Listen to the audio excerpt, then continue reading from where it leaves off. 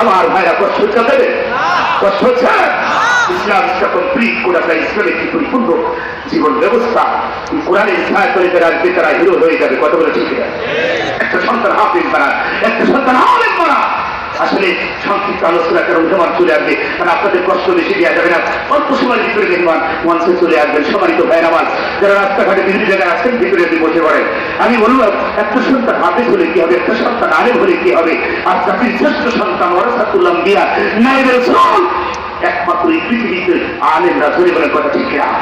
আজকে আমার দেশের একজন সাবেক বিচারপতি তিনি বলেছেন ধর্ম ব্যবসায়ী তারা নাকি বলে সাকিবুল হাসান নাকি এরকম তারা নাকি বলে আত্মসমর্পণ করেছেন ধর্ম ব্যবসায়ী ধরে বলেন নাউজুবিল্লাহ। এদেশের আলেমরা ধর্ম ব্যবসায়ীরা এদেশে আলেম আছে বলে এদেশে হাফেজ আছে বলে আজকে বেয়ে দিয়ে বধিয়ে শরীয়ত মোতাবেক হয়। আজকে যদি কোনো আলেম কোনো মসজিদে ইমাম যদি বিয়ে না পড়াতো তাহলে তুমি হতে চাও সন্তান। কথা বলে ঠিক না? তুমি কোন ভাবে বলো এটা সাহেবরা ধর্ম ব্যবসায়ী এই আলেমরা আছে বলে এখন এই পৃথিবী টিকে আছে। কথা বলে ঠিক না? যখন কোন আলেম থাকবে না, কোরআন থাকবে না, এদেশে তখন এমনি গজব এমনি কিয়ামত শুরু হয়ে যাবে। কথা বলে ঠিক না? আলেমরা জাতির শ্রেষ্ঠ সন্তান। আমি চেয়ারম্যান ভাইকে বলে যাই, আপনার এই ইউনিয়নে যতগুলো মসজিদ আছে, যতগুলো মাদ্রাসা আছে, একটা মসজিদের ইমাম, একটা মসজিদের খতিব, একটা মাদ্রাসা হাফিজিয়া বা কওমি বলেন আলিয়া বলেন, একটা কোন আলেম সিনেমা হলের মালিক দেখাতে পারবেন, ক্যাসিনো খেলেছে দেখাতে পারবেন, মাদকের ব্যবসা করেছে দেখাতে পারবেন, ইয়াবা খায় দেখাতে পারবেন, দাঁড়িয়ে প্রসাদ করেছে দেখাতে পারবেন না। এদের সাথে সম্পর্ক নাই। এরা হচ্ছে ওয়ারাসাতুল আম্বিয়া নায়েবে রাসূল জাতির শ্রেষ্ঠ সন্তান। জোরে বলেন কথা ঠিক না? আমার ভাইয়েরা আজকে হাফিজিয়া মাদ্রাসার সভাপতি আমার ভাই চেয়ারম্যান, আমার ভাইরা আল্লাহর নবীর হক এখানে প্রতিটা ছেলে একটা করে অক্ষর পরে 10টা করে এতে আমার ভাই জানেন আমল নামায় যাবে কিনা, তার বাবার আমল নামায় যাবে কিনা। কারণ বাবার কারণে আজকে তিনি এই পৃথিবীর মুখ দেখেছেন। কথা বলে ঠিক না? এই জন্য চেয়ারম্যান সাহেব যত ভালো কাজ করবে, মা বাবা তার দাদা তার দাদা তার বাপ তার বাপ এইভাবে আবু বকর সাল্লাম পর্যন্ত হাবিল কাবিল পর্যন্ত চলে যাবে। কথা বলে ঠিক না? তাহলে আজকে এই মাহফিল দিয়েছেন ভালো না খারাপ?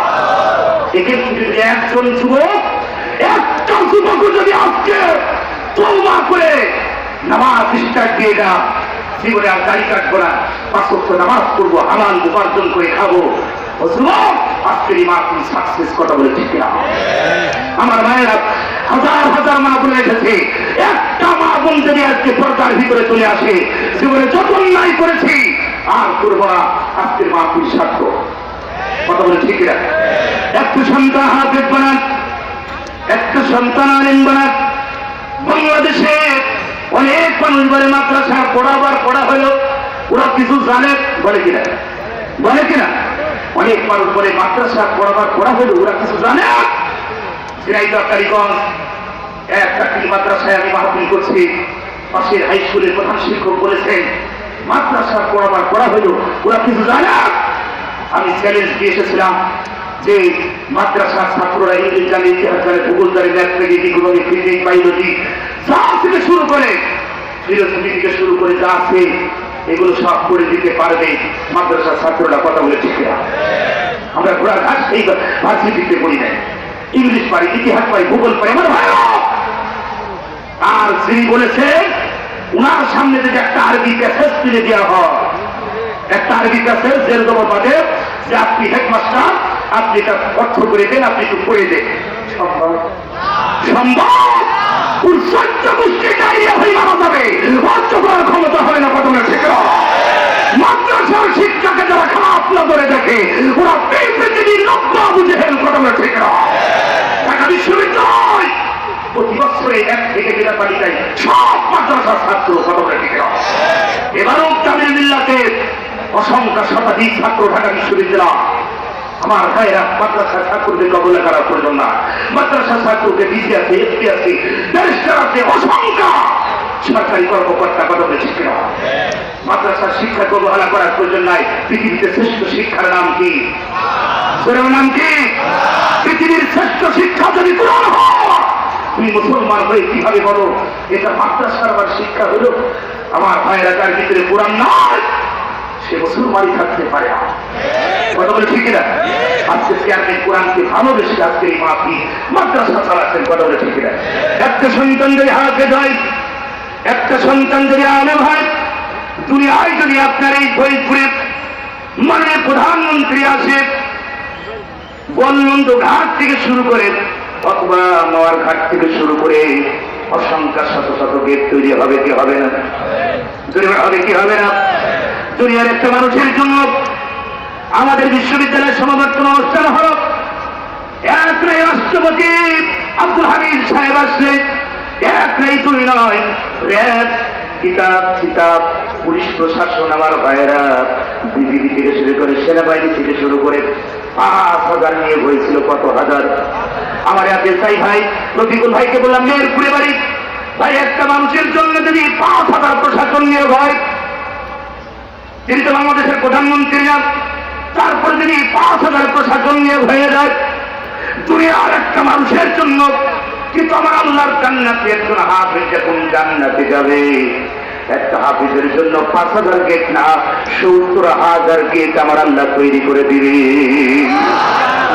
প্রত্যেকটি গেটের ভিতরে 70 জন ফেরেশতা নিয়োগ হয়ে যাবে। প্রতিটা ফেরেশতা ওয়েলকাম জানাবে হাফেজ সাহেবকে। এই কোরআন যারা মুখস্থ করেছে 6,666 আয়াত, এই মেমোরিতে যারা ঢুকিয়েছেন, আমি হাফেজ হতে পারি নাই, আমি হাফেজদেরকে মাথার তাজ মনে করি। পৃথিবীর শ্রেষ্ঠ কিতাব হচ্ছে কোরআন। পৃথিবীর কোন মানুষ 2-4টা কবিতা হুবহু বলতে পারবে না, ইংলিশটা সে হুবহু বলতে পারে না, কিন্তু আল্লাহর কোরআন তেলাওয়াত ইকরাই ধার, কোথায় গুন্না কোথায় কিতাব। একজন হাফেজ আপনারা দেখেছেন টিভিতে 12 বছর 11 বছরে 7 বছরের ছেলেমেয়েরা কোরআন প্রতিযোগিতায় যেখান থেকে পারে সেখান থেকে বলে দেয়, কথা বলেন ঠিক কিনা? এই ক্ষমতা দিয়েছেন কে? একজন হাফেজ যখন জান্নাতে যাবে, জান্নাতের 70,000 গেট পাই দিয়ে চলে যাবে। হাফেজ সাহেব যখন জান্নাতের মেন গেটে দাঁড়িয়ে যাবে, আমার ভাইয়েরা কিতাবের ভিতরে আছে জান্নাতের মেন গেট, এত সুন্দর গেট, এই গেট পার হাফেজ সাহেব 70 বছর তাকিয়ে থাকবে, চোখের পলক পড়বে না, ধরে বলুন সুবহানাল্লাহ। হাফেজ সাহেব যখন জান্নাতের ভিতরে প্রবেশ করতে যাবে, হঠাৎ করে ফেরেশতারা পেছন থেকে জামা টেনে ধরবে। হাফেজ সাহেব বললেন, আল্লাহর ফেরেশতা, আমার জামা কেন টানা হলো? আমি তো জান্নাতে যাব, জান্নাত আমার ওয়েলকাম জানাচ্ছে, আমি জান্নাতের ভিতরে প্রবেশ করবো, আমার কেন জামা টানা হচ্ছে? হাফেজ সাহেব যখন এই কথা বললেন, ফেরেশতারা বলল, হাফেজ সাহেব তোমার কি মনে পড়ে নাই, তুমি যার বাড়িতে খাবার খেয়ে হাফেজ হয়েছিলে, যার টাকা খেয়ে তুমি হাফেজ হয়েছ, যেই লোকনালা বাড়ি, যে জাগিরালা বাড়ি, যার টাকা পয়সা খেয়ে তুমি হাফেজ হয়েছ, ওই বাড়িওয়ালাকে না নিয়ে তুমি কেমনে জান্নাতে যাবা? এই জন্য তোমার জামা টেনে ধরা হয়েছে। হাফেজ সাহেব বললেন, আল্লাহর ফেরেশতা, আমি তো ভুলেই গেছি। হাফেজ সাহেব জাগিরালা বাড়িকে নিয়ে জান্নাতের ভিতরে প্রবেশ করবে, জান্নাতের হুর গেলে মালা, ফুলের মালা দিয়ে ফুল দিয়ে বরণ করবে। আমার ভাইয়েরা, আল্লাহ রাব্বুল আলামিন জান্নাতের ভিতরে প্রবেশ করার সঙ্গে সঙ্গে আল্লাহ রাব্বুল আলামিন, হাফেজ সাহেব আর দেরি করিস না, আমার আল্লাহর কোরআন তুই পড়া শুরু করে দে। হাফেজ সাহেব বিসমিল্লাহ বলে যখন শুরু করে দিলে, হাফেজ সাহেব বিসমিল্লাহ বলে যখন কোরআন শরীফ শুরু করে দিলে, প্রত্যেকটি আয়াতের বিনিময়ে আমার আল্লাহ রাব্বুল আলামিন একটা একটা করে জান্নাতের ভিতরে তালা শুরু হয়ে যাবে। আমার ভাইয়েরা, কোরআন শরীফের 6,666 আয়াত, জান্নাতের ভিতরে প্রতিটা আয়াতের বিনিময়ে একটা একটা করে তালা শুরু হয়ে যাবে। জান্নাতের ভিতরে 6,666 তালা বিল্ডিং আমার আল্লাহ হাফেজের আব্বা আম্মার জন্য, হাফেজের জন্য বরাদ্দ করে দিবে। হাফেজ সাহেব, হাফেজ সাহেব আর দেরি করিস না, সুইচটা খালি টিপ দিয়ে দে, 6,666 তালার উপরে তোর বাবা মাকে নূরের টুপি পরাইয়া ওই সিংহাসনে আমি আল্লাহ বসাইয়া দিব, ধরে বলুন সুবহানাল্লাহ। হাফেজ সাহেবের সম্মান দুনিয়ায় আছে কিনা? আখিরাতে আছে কিনা? এটা হাফেজদের কালামদেরকে দেখে চোখ দেখা করবেন না। এদেশের শ্রেষ্ঠ সন্তান হাফেজ আলেম, কথা বলে ঠিক না? নবী বলেন, হাফেজ হতে পারো নাই, হাফেজের বাবা হও, হাফেজ হতে পারো নাই, হাফেজের দাদা হোক, হাফেজ হতে পারো নাই, হাফেজের চাচা হোক, হাফেজের শ্বশুর হও, নানা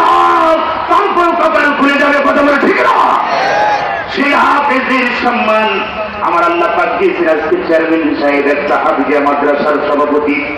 আমার ভাইরা তার আব্বাদান চলে গেছে, মা অসুস্থ, দোয়া চেয়েছে। আজ হাজার হাজার মানুষ আমরা চেয়ারম্যানের জন্য, ফরিদপুরবাসীর জন্য দোয়া করবো, কথা বলে ঠিক না? আমার ভাইরা এর জন্য সন্তান যদি হাফেজ হয়, আলেম হয়, নবী বলেছেন আমার ভাইয়েরা জান কবুলের সময় যে সন্তান প্রাণ পড়ে আমার আল্লাহ রাব্বুল আলামিন বাবার ভাইরা মাল জান কবুলের স্থান করে দিলে, কথা বলেন ঠিক কিনা? বাবার কবরের পাশে দুনিয়ায় সব বন্ধ হয়ে যাবে, মানুষ মৃত্যুবরণ করা করে তার আমলের দরজা বন্ধ হয়ে যায়, কিন্তু কিছু আমলের দরজা চালু থাকে, সেটা সজ্জা করে যাইয়া যে সন্তানকে দিতে রেখে যাবে, সন্তান বাবার কবরের পাশে দিয়ে দোয়া করবে। আজকে আপনার সন্তান যদি কবরের পাশে দোয়া করে, আজ চেয়ারম্যান সাহেব যদি মারা যায়, এই হাফিজার ছেলেরা, হাফেজ সাহেবরা দোয়া করবে, আজ হাজার হাজার মানুষ দোয়া করবে, কথা বলে ঠিক না? নবী বলেন এমন কাজ দুনিয়াতে করে যাও যেই কাজ করলে মরার পরে তোমার জন্য দোয়া হয়, এমন কাজ করে যেও না যেই কাজ করে মরে গেলে তোমার জন্য ধিক্কার হয়। বাংলাদেশে কিছু মানুষ চলে গেছে, তাদের জন্য মানুষ ইন্নামিল্লাও পড়ে নাই, কথা ঠিক না? মুসলমান ভাইরা, আল্লাহ নবী বলেন এমন কাজ দুনিয়াতে করে যাও যেই কাজ করে গেলে তোমার জন্য 50 বছর পর তোমার জন্য দোয়া হয়, কথা বলে ঠিক না? শামসুল হক ফরিদপুরি রহমতুল্লাহ আলাইহি মাটির তলদেশে ঘুমিয়ে আছে, কেমন পর্যন্ত তার এই নাম স্বর্ণের অক্ষরে লেখা থাকবে, কথা বলেন ঠিক কিনা?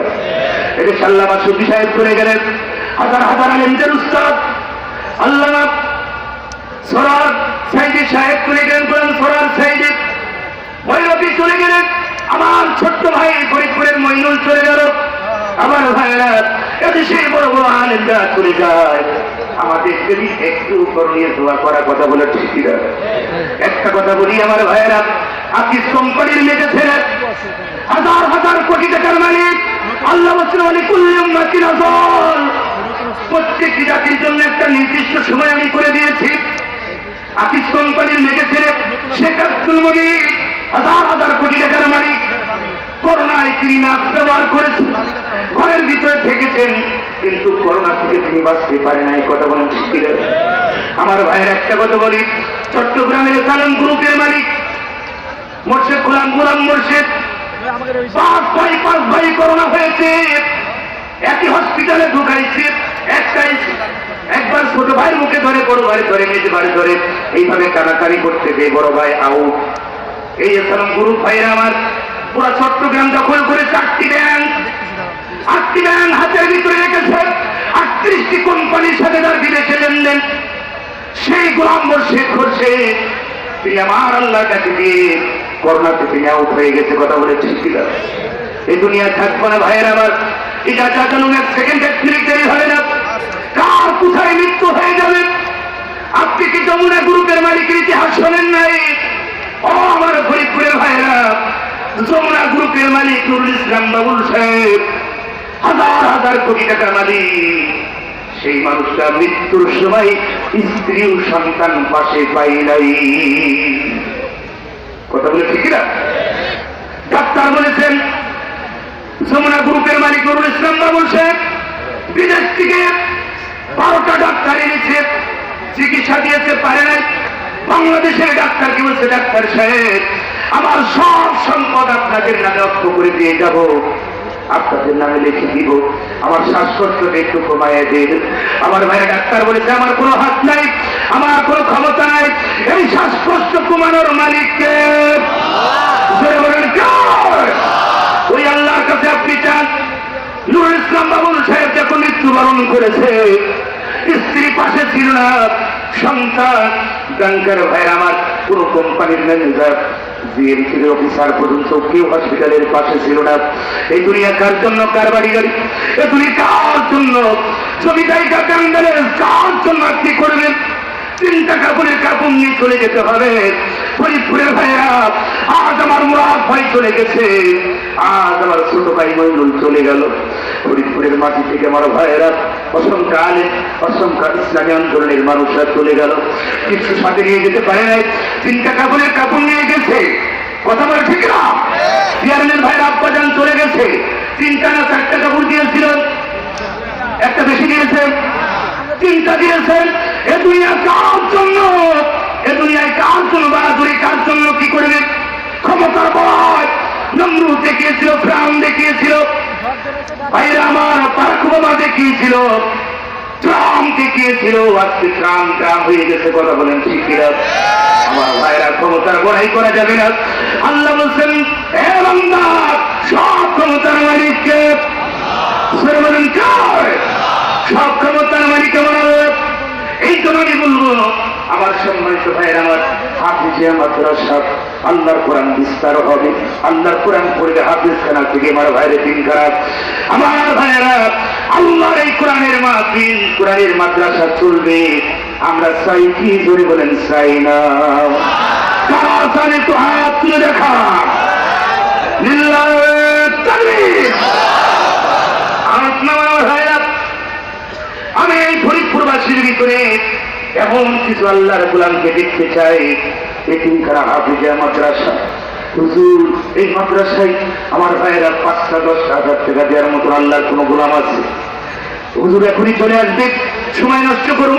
জ্বালাবই, জ্বালাবেন কে? বলে বলেন কে?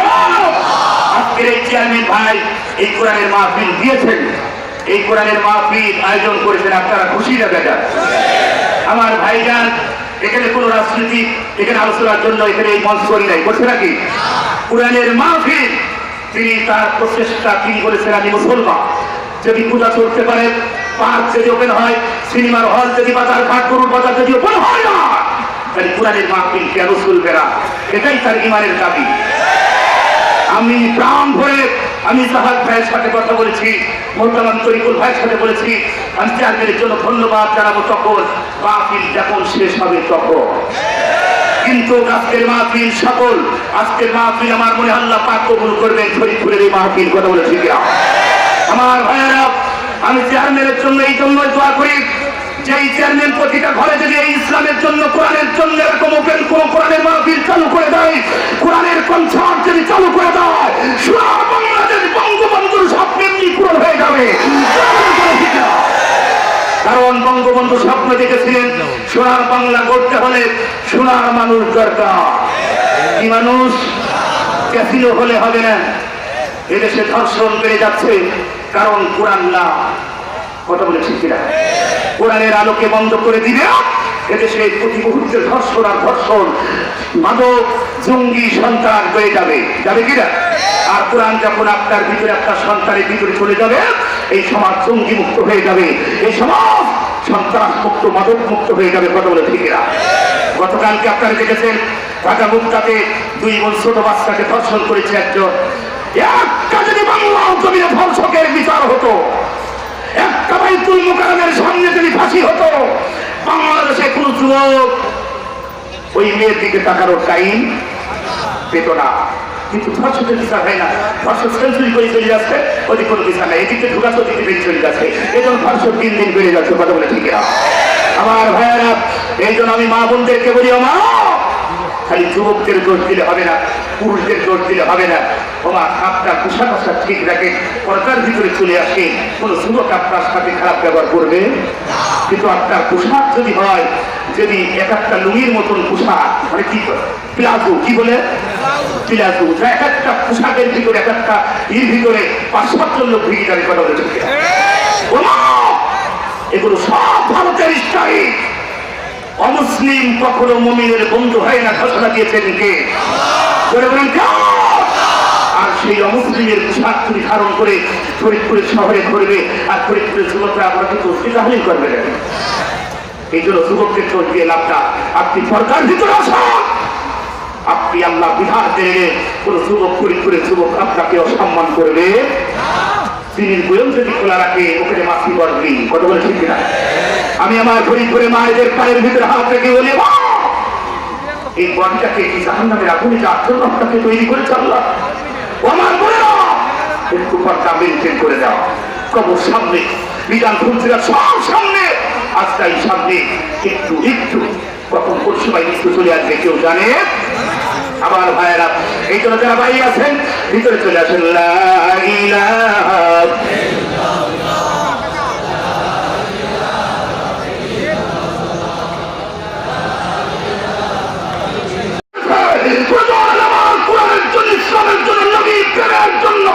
রক্ত বুকের রক্ত ঢেলে দিব, বাতিলের কাছে কোনো মাথা নত হবে না। চলবে করে দিত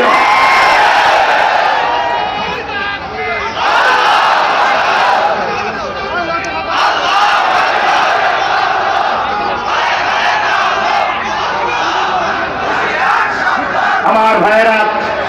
এখানে সব দলের লোক আছে, কথা বলে ঠিকই না? এখানে আওয়ামী লীগ, বিএনপি, জামাত, জাতীয় পার্টি, জাসদ, মাসদ, চরমনা, ফুরফুরা, আট্টচিকার দল, ছোট দল, কি দল, এখানে সব দলের লোক আছে কিনা? আছে কিনা? আমরা এখন কোন দল না, আমরা এখন কার দল? জবান ছেড়ে বলেন কার দল? এখন আমরা সব আল্লাহ দল। পৃথিবীর নিয়ম সিস্টেম অনুযায়ী কে আওয়ামী লীগ করতে পারে, কে বিএনপি করতে পারে, কে জামাত। একদিন তোমার মসজিদে হবে এলান, তৈরি থেকো তৈরি রেখো কবরের একদিন তোমার নাম মসজিদে হবে এলান। লা ইলাহা লা ইলাহা আমার জীবন আমার মরণ আমার জিন্দেগি, আমার জীবন আমার মরণ আমার জিন্দেগি। ইয়া ইলাহি ইয়া ইলাহি কবুল করো আমার বন্দেগি, আমার জীবন আমার মরণ আমার জিন্দেগি। লা ইলাহা, সবাই জবান ধরে লা ইলাহা। এই জবান দিয়েছেন কার? জিকির করলেন কার? লা ইলাহা জোরে লা ইলাহা।